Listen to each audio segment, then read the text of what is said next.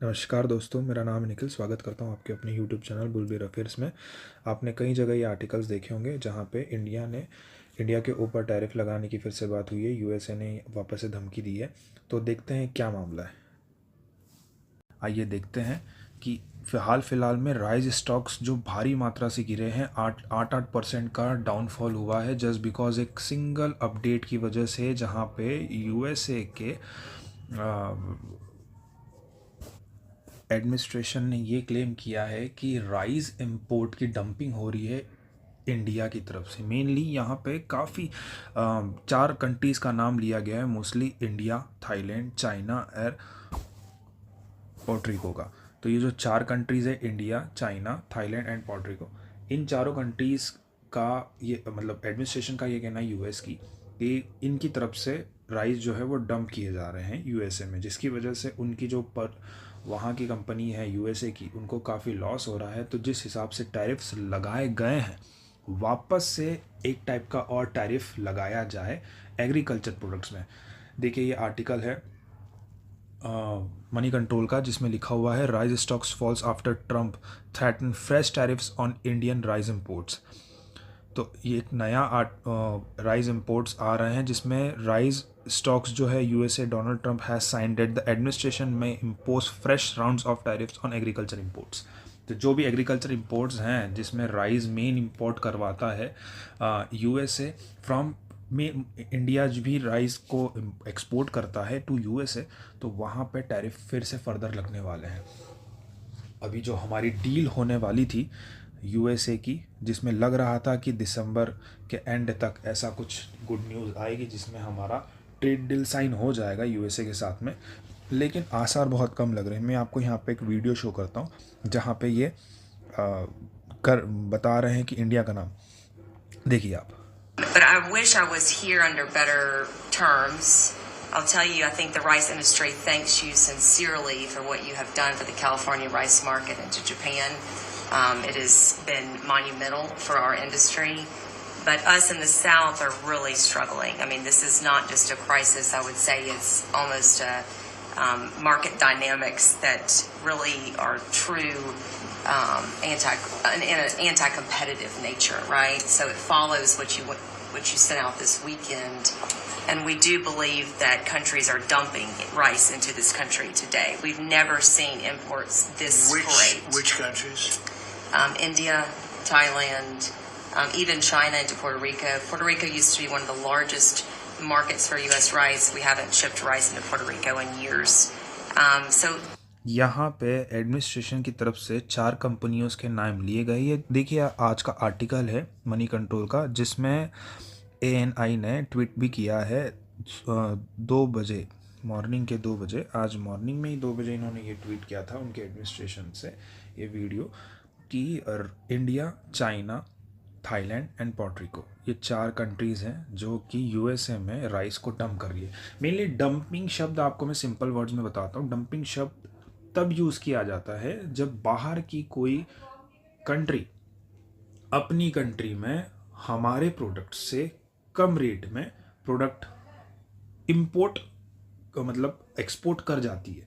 जैसे कि इंडिया में अगर चाइना का कुछ आइटम है वो हमारे लोकल मार्केट से रेट से भी कम में अगर मिल जाएगा, तो हम ये कहेंगे कि China is dumping that product.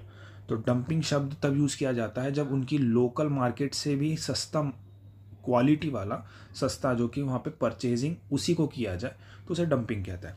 तो यहाँ पे 4 कंट्रीज़ का नाम लिया गया है, बट ट्रंप का फोकस सिर्फ इंडिया पे। आगे वीडियो देखिए, आपको पूरा पता चलेगा कि ट्रंप कैसे टारगेट कर रहा है इंडिया को। this has been happening for years. This didn't start during your administration. इसमें ये बोला भी गया है कि पोर्टरिको कंट्री जो है वो काफ़ी समय से राइस का मेन शेयर्स राइस का पोर्टरिको के पास में है, और वो आपके एडमिनिस्ट्रेशन संभालने के बाद में उन्होंने काफ़ी मतलब मार्केट कैप्चर किया है। बट टैरिफ जो है हम लोग ये चाहते हैं कि वापस एक अगेन टैरिफ एग्रीकल्चर प्रोडक्ट्स के ऊपर आया जाए करके। 4 कंट्रीज़ में मेनली उन्होंने पोर्टरिको को इसने फोकस किया है, लेकिन इंडिया का देखिए कहाँ पे यू टर्न होता है, ये ट्रम्प का कैसे यू टर्न होता है इंडिया के ऊपर। But unfortunately, we're seeing it in a much bigger way now. The tariffs are working, but we need to double down because You want more? I mean, I well, understand. they're cheating, right? They're Yeah, no. not. They're just. Could I- वो ये बोल रही है कि tariffs are working but we want double them more, मतलब हमें और थोड़ा टैरिफ्स में तो और टैरिफ्स डालने चाहिए या फिर और स्ट्रिक्ट टैरिफ रूल्स लगाने चाहिए या फिर इस सेक्टर्स में भी टैरिफ लगाना चाहिए, ये पूरा उसने बताया है।